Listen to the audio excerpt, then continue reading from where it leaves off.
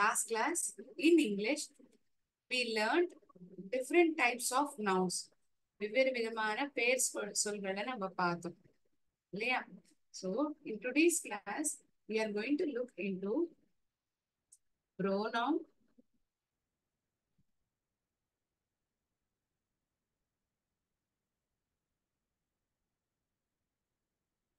in that we are going to learn subject and object pronoun in depth.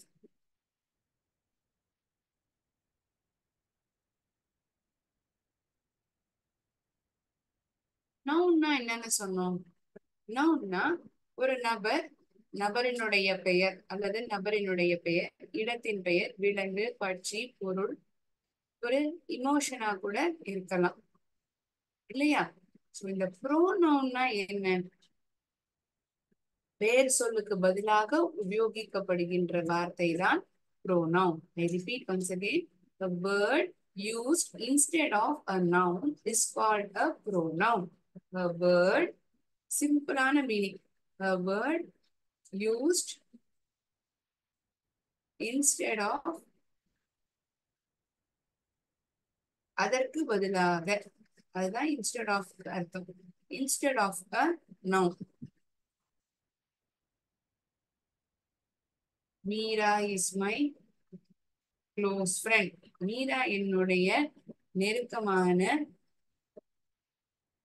தோழி. Close friend. Meera likes to play carom. Carrom விளையாடுவது அவளுக்கு பிடிக்கும். Meera is also studying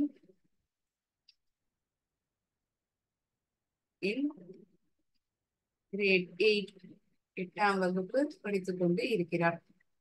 ஒவ்வொரு சென்டென்சஸ்லயுமே பார்த்தா மீரா மீரான்னு சொல்லப்பட்டுட்டே இருக்கு இல்லையா? Instead of using the same word again and again, ஆரம்பத்துல அவங்கள பத்தின அறிமுகத்தை கொடுக்கப்பட்டதுக்கு அப்புறம் யார பத்தி பேசுறோமோ, அறிமுகமானது மீரா என்னுடைய நெருக்கமான தோழி அப்படிங்கிற முதல் வாக்கியத்தை பார்த்தோம்.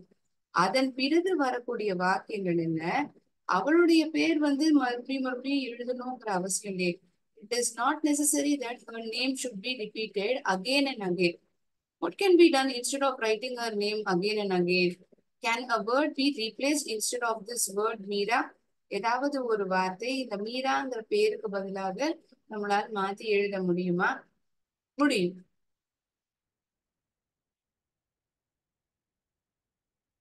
The word which can be written in place of Meera, which resembles her, அவளைதான் குறிக்கும். ஆனா அந்த பேரை நம்ம உபயோகிக்க போறது இல்லை. She likes to play carom. அவளுக்கு கேரம் விளையாடுவதென்றால் பிடிக்கும். அவளும் 8ஆம் வகுப்பு படித்துக் கொண்டு இருக்கிறாள். She is also studying in grade 8. This is pronoun she when it comes to feminine gender.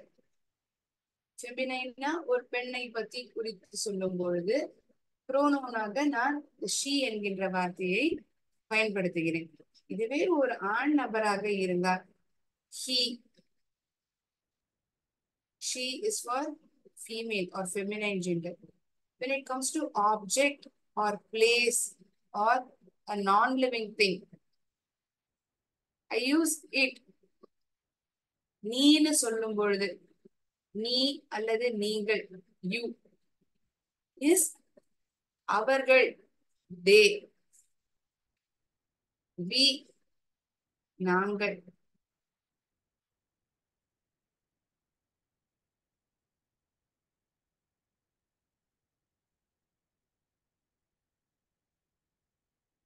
Manasa and Mayura are studying in grade 8. மானசாவும் மயூராவும் 8ஆம் வகுப்பு படித்துக் கொண்டு இருக்கிறார்கள். நாங்கள் MIV வித்யாலயாவில் படித்துக் கொண்டு இருக்கிறோம். Manasa and Mayura are studying in MIV வித்யாலயாவுக்கு பதிலாக நாங்கள் இந்த ஸ்கூலில் இந்த பள்ளிக்கூடத்தில் படித்துக் கொண்டு இருக்கிறோம் என்பதை தெரிவதற்காக இங்க என்ன வார்த்தை நான் பயன்படுத்துறேன்?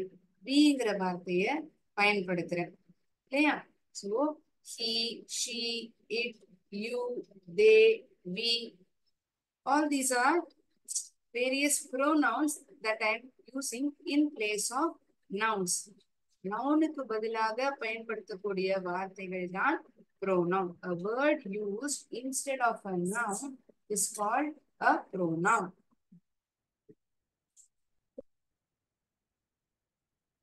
It takes a place of a noun. அதுலயுமே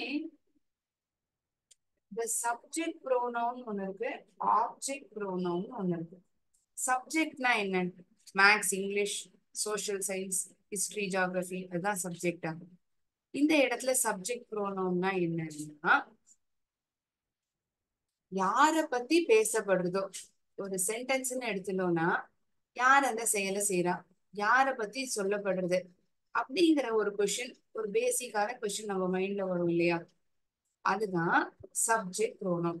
ஒரு நபரினுடைய பேருக்கு பதிலாக ஒரு ப்ரோனவுன் உபயோகிக்கப்படுகிறது. அந்த வாக்கிய ஆரம்பத்திலேயே இந்த ப்ரோனவுன் பயன்படுத்தப்படுகிறது. அவர்தான் அந்த அவர், அவள், அதுதான் அந்த செயலை செய்து கொண்டிருக்கிறது என்பதை நமக்கு அது தெரிவிக்கிறது. அப்படி இருந்தால் அதை நாம் சப்ஜெக்ட் ப்ரோனவுன் என்று அழைப்போம். Because the doer of action. டூயர்னா ஒரு செயலை செய்யக்கூடிய நபர். doer of action. Here it refers to pronoun.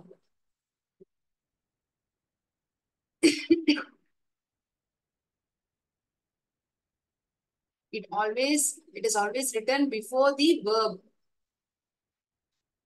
He is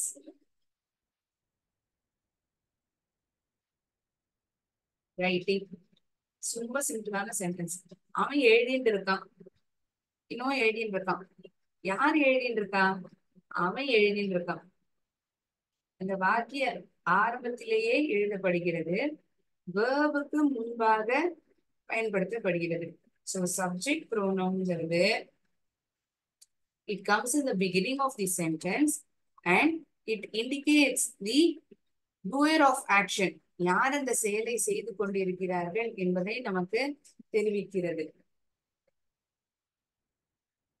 வேர்புக்கு முன்பாக அது எழுதப்படுகிறது.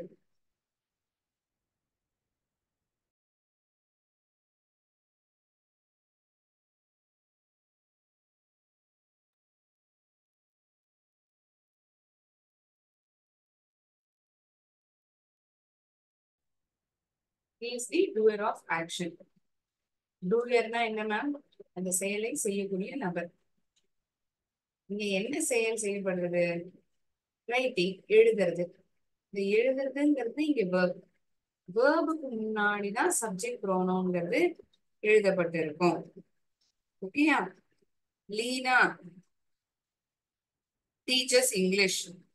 லீனாஸ் teaching style is amazing. Leena சொல்லி கொடுக்கும் விதம் அற்புதமாக இருக்குது. Her teaching style is amazing. ஷீங்கிறது போல அவளுடைய சொல்லி கொடுக்கும் திறன் அருமையாக இருக்கிறது. அவளுடைய ஹர், அவள் அற்புதமாக சொல்லி கொடுக்கிறார். She teachers English well. Her teaching style is amazing. அவளுடைய அப்படிங்கிற போது ஹர். ஓகேயா? So it differs depending upon the meaning of the sentence. அந்த வாக்கியம் என்ன அர்த்தத்தை தெரிவிக்கிறதோ அதுக்கு தகுந்த மாதிரி நம்ம அந்த இடத்துல ப்ரோனவுனை உபயோகிக்கிறோம். ரைட்டா? A subject pronoun is a word which indicates doer of the action in a sentence.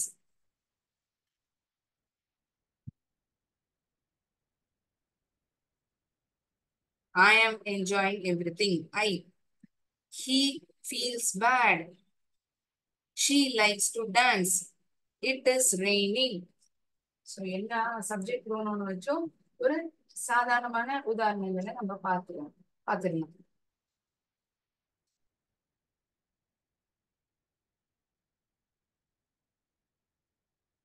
Easy sentences that is having subject pronoun. We are going to see the examples. I like to eat samosa. எனக்கு சமோசா சாப்பிடுவதற்கு பிடிக்கும். உங்களுக்கும் எல்லாருக்குமே பிடிக்கும்னு நான் நினைக்கிறேன். Okay, that is not the content over here. Who likes to eat samosa? I like to eat samosa. யாருக்கு பிடிக்கும்? எனக்கு பிடிக்கும்.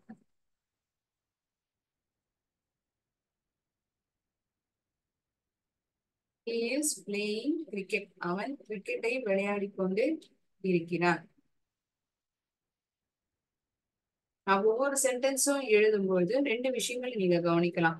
ஒண்ணு, அந்த ஆரம்பத்திலே வாக்கியத்தின் ஆரம்பத்திலேயே அந்த ப்ரோனோன் ஆனது உபயோகிக்கப்படுகிறது. அந்த ப்ரோனோன் தான் நமக்கு ஒரு விஷயத்த சொல்றது. அந்த வாக்கியத்தின்படி அந்த நபர் தான் அந்த செயலை செய்து கொண்டு இருக்கிறார். அந்த செயல் சொல்லானது சப்ஜெக்ட் ப்ரோனோனுக்கு ஆனதுக்கு அப்புறம் தான் எழுதப்படுது. Soon after the subject pronoun, that is after subject pronoun only we'll be writing the verb, or you can tell vice versa. இது மாதிரியும் சொல்லணும். வேர்புக்கு முன்னாடி தான் சப்ஜெக்ட் ப்ரோனவுங்கிறது எழுதப்படும் படணும். She paints very well. அவள் நன்றாக ஓவியங்களை வரைவாள். She paints very well. Paints verb. She is subject pronoun. You are telling a joke. நீ ஒரு joke சொல்லிட்டு இருக்க. You are telling a joke. You tell is the verb. We are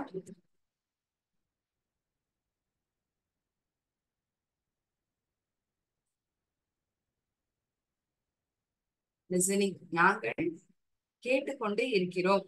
We are listening. They are traveling. அவர்கள் பயணித்துக் கொண்டு இருக்கின்றனர். They are traveling. It comes in the beginning of the sentence. It indicates what the person, or it indicates the doer of action. யார் அந்த செயலை செய்து கொண்டிருக்கிறார் என்பதை நமக்கு தெரிவிக்கும். And we are using only pronouns. நவுனுக்கு பதிலாக உபயோகிக்கப்படுகின்ற வார்த்தைகள் தான் pronoun.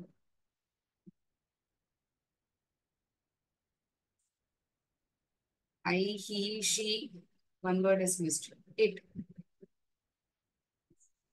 It is barking loudly. அது சத்தமாக குலைச்சுட்டு இருக்கு. அது அதுங்கிறது இட் இஸ் பார்க்கிங் லவுட்லினா இங்க எதை குறிக்கிறது? நாயை குறிக்கிறது. The word used instead of dog over here is it. இந்த நாயை குறிக்கக்கூடிய வார்த்தை தான் it. அது அது சத்தமாக குறைத்து கொண்டே இருக்கிறது. எப்படி குலைச்சிருக்குங்கிறதுக்கான வார்த்தை தான் loud. Okay, this is adverb. bark அதுதான் வேர்பிங்க. லவுட்லி தானே மேம், சத்தமா தான்.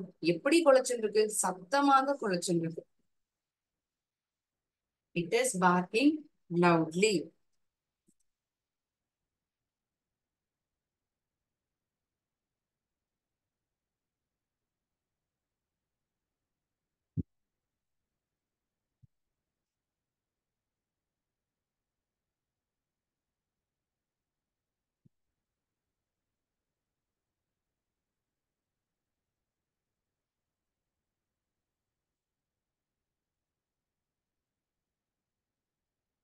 Domain of action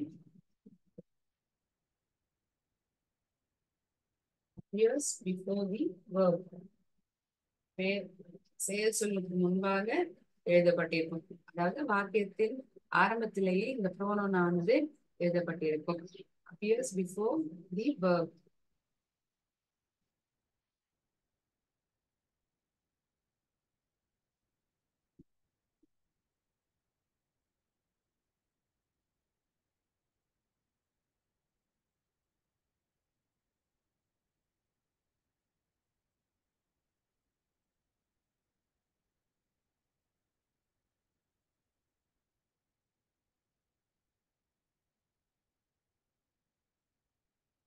Is subject pronoun clear to everyone? Subject pronoun என்னங்கிறது புரிஞ்சுதா?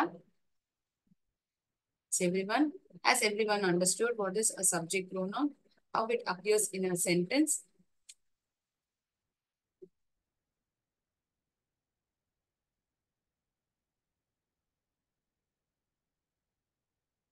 இந்த யூங்கிற வார்த்தையும் இட்டுங்கிற வார்த்தையும் சிங்குலராகவும் நம்ம பயன்படுத்தலாம், ப்ளூரல் ஃபார்ம்லயும் எழுதப்படணும்.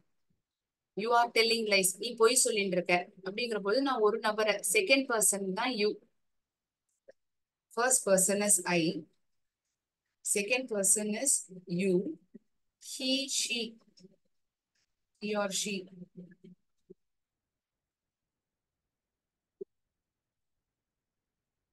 அது he or she or it. This is third person. நான், நீ, அவன், அவள், அது. இது எல்லாமே singular form. One thing I would like to say here is this word you and it can be used as it is used in plural form as well. நீங்கள் எல்லோரும் என்னுடைய கிளாஸை கேட்டுக்கொண்டு இருக்கிறீர்கள். You are, all of you are listening to my class. All of you, எல்லோரும், நீங்கள் அனைவருமே. Here you refers to, here you is in plural form.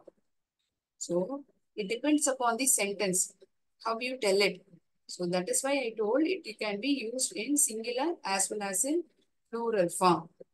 Okay. இதுவே பன்மை வார்த்தையாக வரும் பொழுது we, சப்ஜெக்ட் ப்ரோனோனா எழுதுறது. சப்ஜெக்ட் ப்ரோனோனா எழுதுறது ஐ, நான், நாங்கள், we. யூக்கு எந்த விதமான மாற்றமும் இருக்காது.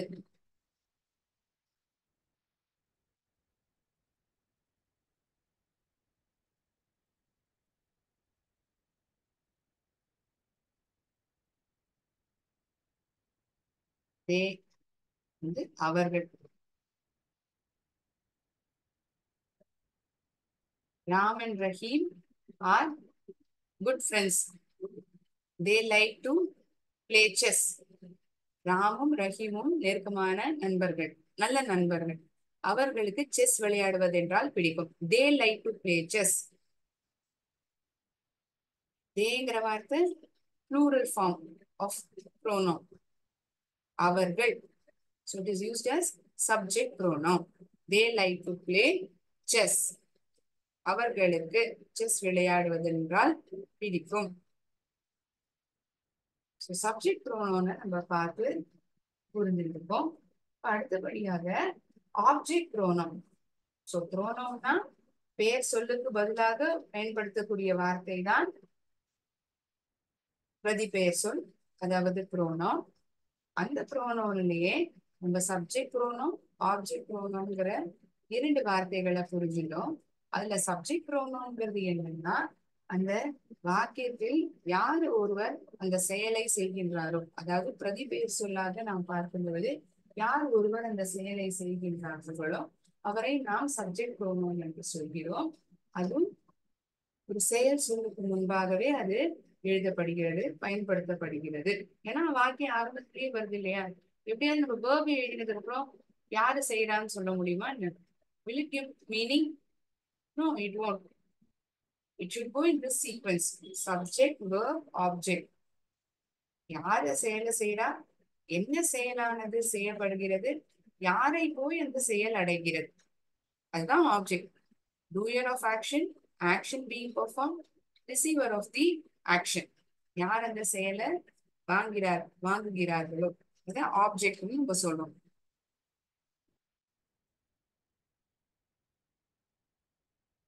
So object pronoun.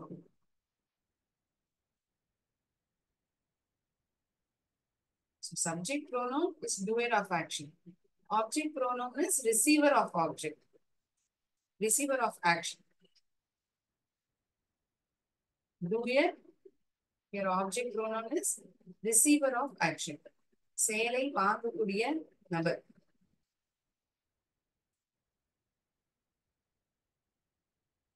He gave me. அவன் என்னிடம் கொடுத்தான். He gave me.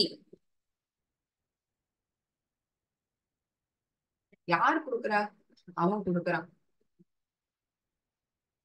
ரெண்டு வார்த்தையும் முதல்ல நம்ம சர்க்கிள் பண்ணி வச்சுக்கோங்க. இங்க ரெண்டு ப்ரோனவுன் இருக்கே மேம். இதுல எப்படி மேம் ஐடென்டிஃபை பண்ண முடியும் எது சப்ஜெக்ட் ப்ரோனவுன் எது ஆப்ஜெக்ட் ப்ரோனவுன்?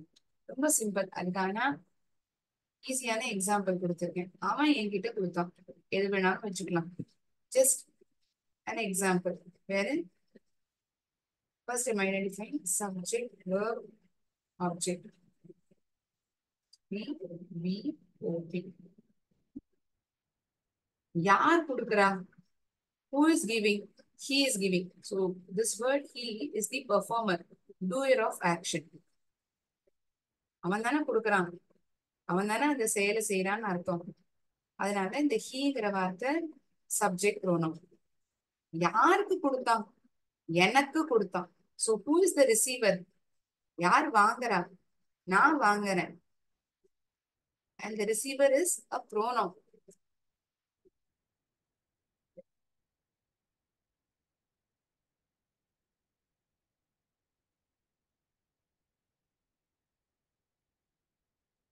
Doer எழுதுறேன். இங்க ரிசீவர்னு எழுதுறேன். செய்யக்கூடிய நபர், செயலை வாங்கக்கூடிய நபர். இங்கு பேரானது எழுதப்படவில்லை. யார் வாங்குறாளோ, ஷீலா கேவ் ஷர்மிளா அப்படின்னு சொல்லல. Instead of noun, a pronoun is used. மறுபடியும் நான் சொல்றேன், நவுனுக்கு பதிலாக ப்ரோனவுன் ஆனது எழுதப்பட்டிருக்கு. ப்ரோனவுன் எழுதினதுனால யாரு செய்யறா, யார் அந்த செயலை வாங்குறா, யாரு போய் அந்த செயல் அடைகிறது, இது நம்ம இங்க ஐடென்டிஃபை பண்றோம். யார் கொடுக்குறா? அவன் கொடுக்குறான். யார் வாங்குறா? நான் வாங்குறேன். I am the receiver. So that is why this is object pronoun. So subject pronoun எப்படி verb-க்கு முன்னாடி subject pronoun வருதோ, object pronoun வருது verb எழுதின பிறகு verb.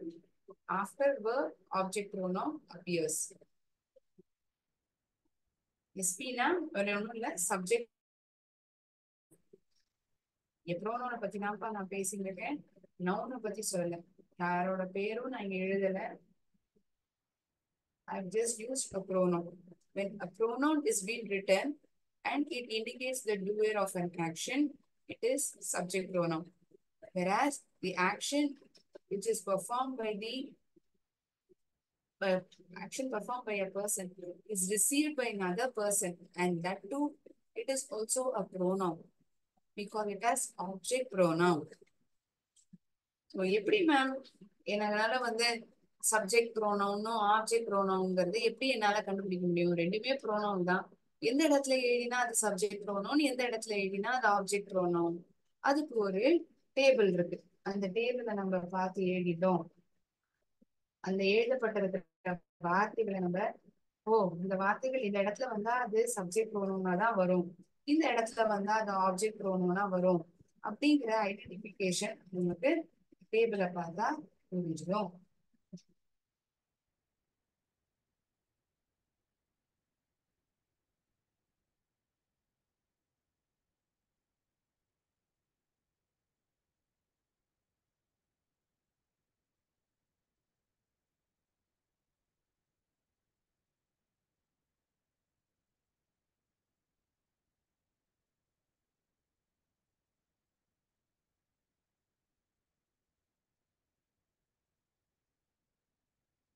ஐங்கிற வார்த்தை சப்ஜெக்ட் இடத்துல ப்ரோனவுனா நம்ம பயன்படுத்துவோம். Me,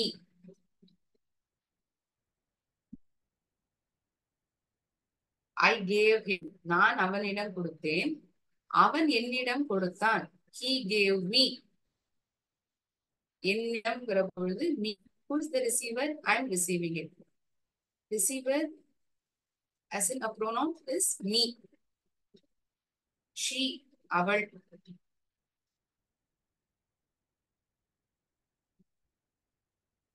You gave her a cake, நீ அவள்கிட்ட ஒரு கேக்க கொடுத்த. You gave she a cake, அப்படி சொல்லணுமா? எழுதுவோமே மேம், ஏன் எழுதக்கூடாதா என்ன? You gave she a cake. Is it right? You gave she a cake. இதே வாக்கியத்தை வேற மாதிரி எழுது. You gave her a cake. நீ அவள்கிட்ட ஒரு கேக்க கொடுத்த. Which is right?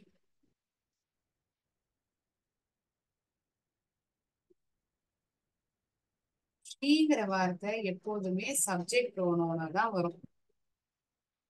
நபர் வாங்கக்கூடிய நபராக நம்ம எப்போதுமே பயன்படுத்த மாட்டோம். இதுவே வேற என்ன வார்த்தை இந்த இடத்துல பயன்படுத்தலாம்னா ஹர். நீ அவள்கிட்ட ஒரு கேக்க கொடுத்த, அவ உன்கிட்ட ஒரு கேக் கொடுத்தாங்கிற போது ஷீ கேவ் யூ அ கேக்னு சொல்லலாம்.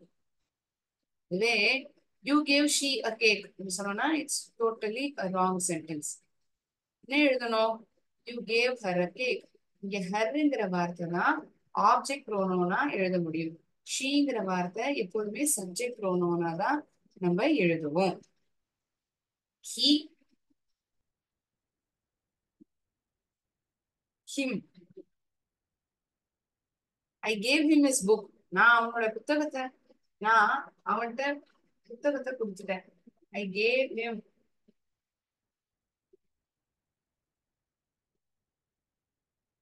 a book. I'll write like this. I gave book to him. நான் அவனிடம் புத்தகத்தை கொடுத்தேன். I gave him. He. He gave me a book. அவன் என்னிடம் ஒரு புத்தகத்தை கொடுத்தான். அப்போ ஹீங்கிற வார்த்தை சப்ஜெக்ட் ப்ரோனோனாவும் ஹிம்ங்கிற வார்த்தை ஆப்ஜெக்ட் ப்ரோனோனாவும் தான் நம்ம எழுதுவோம். I gave book to he சொல்லலாமா? நீ சொன்னா என்ன மேம்? சொல்லக்கூடாது. It is it right. This word he is always written as a subject pronoun. It can never be written as a object pronoun. Object pronoun ஹிம்மா தான் நான் எழுத முடியும்.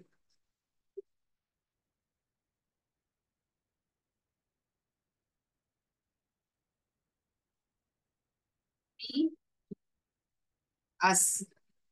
நாங்கள், எங்களுக்கு. us. they,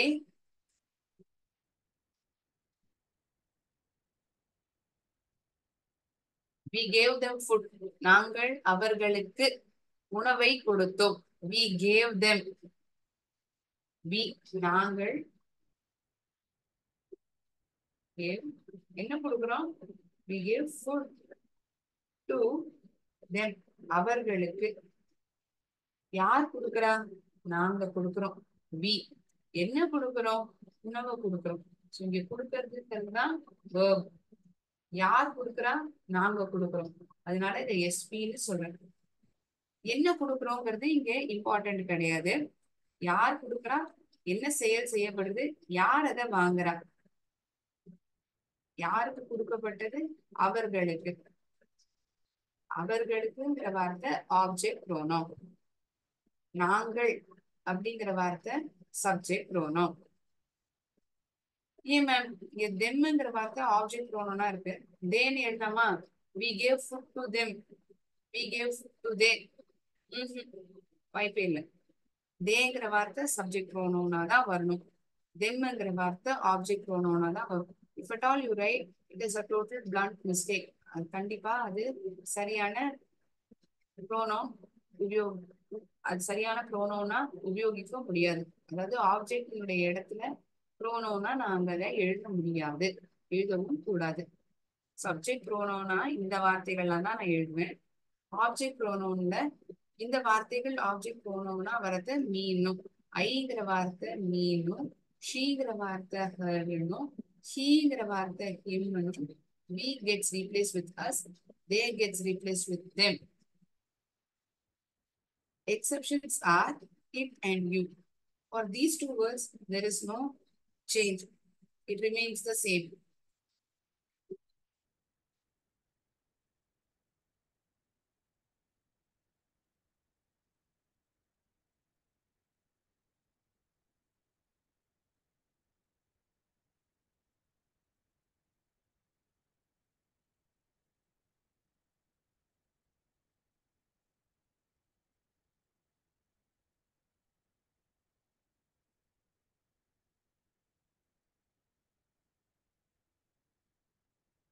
He is talking to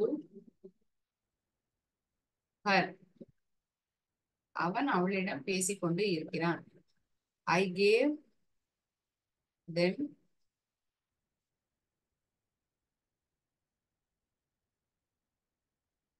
chocolates. நான் அவர்களிடம் சாக்லேட்ஸை கொடுத்தேன்.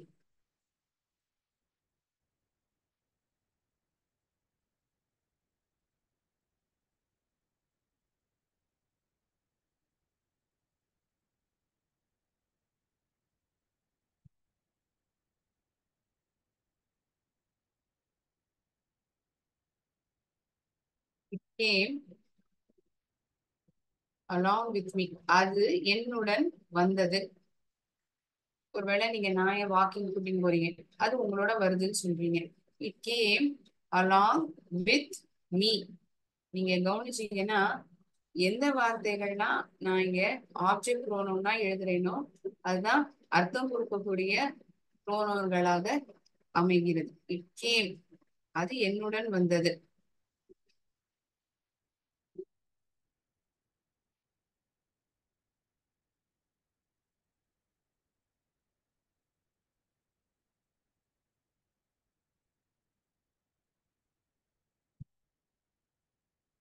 You gave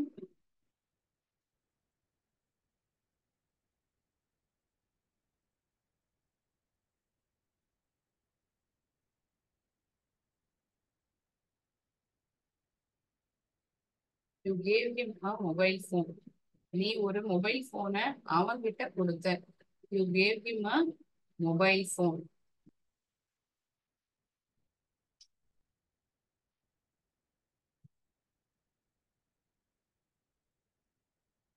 you gave you a lecture. ஒரு லெக்சர் உங்ககிட்ட கொடுத்தோம், உங்ககிட்ட கொடுத்தோம். You here you refers to plural form.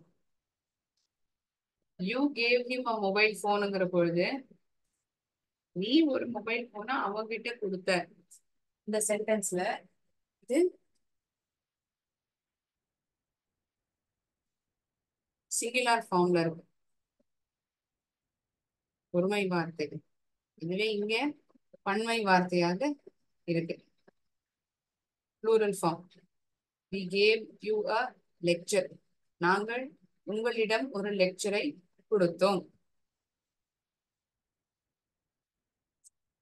So subject pronoun performs the action in a sentence, whereas object pronoun receives the action in a given sentence. Pronoun is a word which is used instead of a noun. Yes? So shall we play a game pertaining to the subject and object pronoun?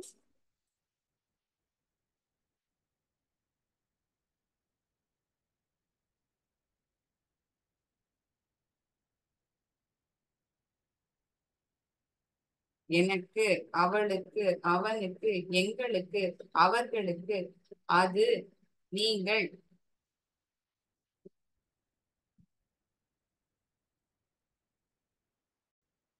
One moment.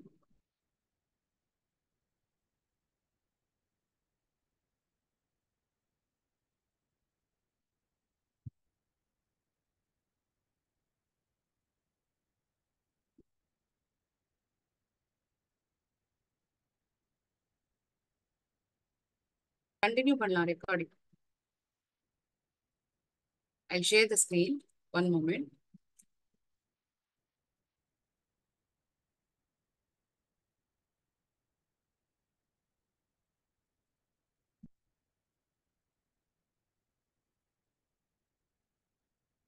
You need to answer me. Okay, நீங்க try பண்ணலாம். It's a very simple quiz game wherein you'll be able to identify which pronoun would be used. எந்த pronoun இந்த இடத்துல உபயோகிக்கணுங்கிறது தெரிய வரும்.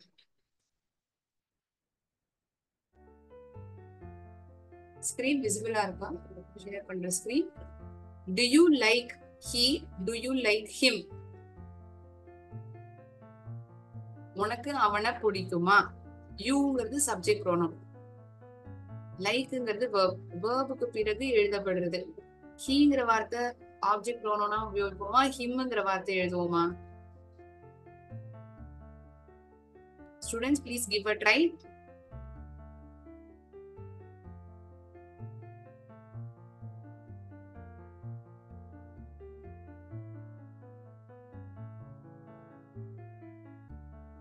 உனக்கு அவனை பிடிக்குமா?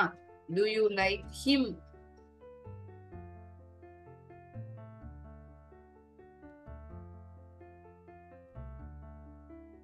Dash is a teacher. அவள் ஒரு ஆசிரியர். Her is a teacher. She is a teacher. Which is the right word? ஹர்ங்கிற வார்த்தை நம்ம சப்ஜெக்ட் ப்ரோனோனா எழுதுவோமா இல்ல ஆப்ஜெக்ட் ப்ரோனோனா எழுதுவோமா? வாக்கிய ஆரம்பத்திலேயே பயன்படுத்தக்கூடிய ப்ரோனோனை, அதாவது செயலை செய்யக்கூடிய நபர் யாரை பத்தி பேசப்படுகிறதோ அதுவும் சப்ஜெக்ட் தான். யாரை பத்தி பேசப்படுறதோ இல்லாட்டி யார் அந்த செயலை செய்யறாங்களோ அவங்கதான் சப்ஜெக்ட் ப்ரோனோன்னு சொல்லுவோம். She is a teacher. You have also guessed it. Very good. Dash like chocolate cake. Me like chocolate cake. I like chocolate cake. எனக்கு சாக்லேட் கேக்னா பிடிக்கும்.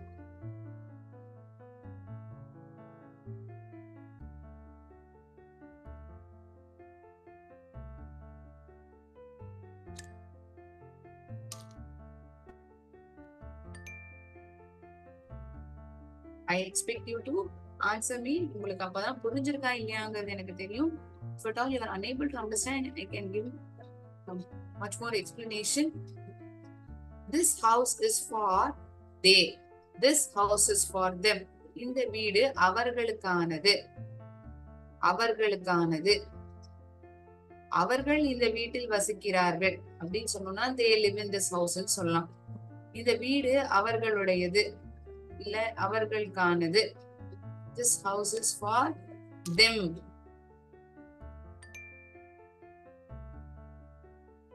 My dad gives dash a gift. என்னுடைய அப்பா எங்களுக்கு பரிசு கொடுக்கிறார்கள். My dad gives us a gift. Us is always used as object pronoun. We is always used as subject pronoun. Dash are playing computer games. அவர்கள் computer games விளையாடிக் கொண்டு இருக்கிறார்கள். அவர்களுக்குன்னு வரும்போது them. அவர்கள் யாரு விளையாடிட்டு இருக்காங்க? அவங்க விளையாடிட்டு இருக்காங்க. They is always used as subject pronoun. அது ஒரு நல்ல நாள். அஸ்ங்கிற வார்த்தை ஆப்ஜெக்ட் ப்ரோனவுனா வரும். We is subject pronoun, us is object pronoun. It is a nice day.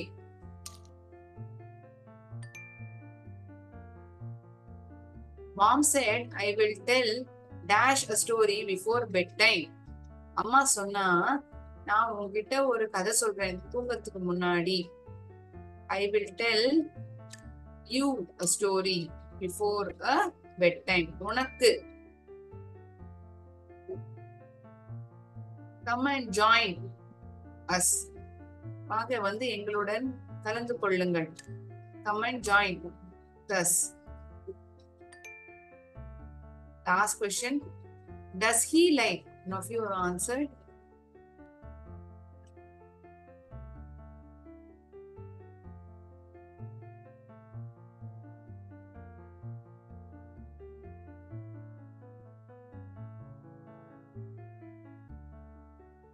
Does he like the pet? Yes, he does. இங்க does ஓட ஸ்பெல்லிங் தப்பா கொடுக்கப்பட்டிருக்கு. DOES ன்னு வந்திருக்கணும். Does he like the pet?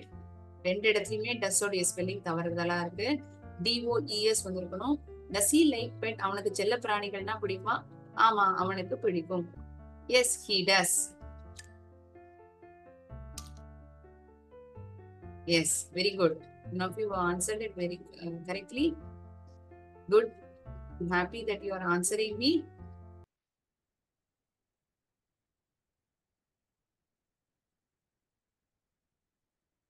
So in today's session, we learned about pronouns, difference between subject and object pronouns.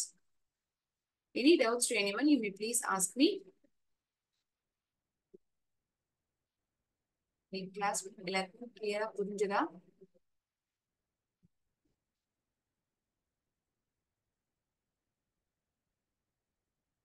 Okay. Thinking that every one of you have understood. I'll end my session here. We'll again meet in the next class. Thank you, friends. நன்றி. வாழ்க பாரதம், வெல்க தமிழகம்.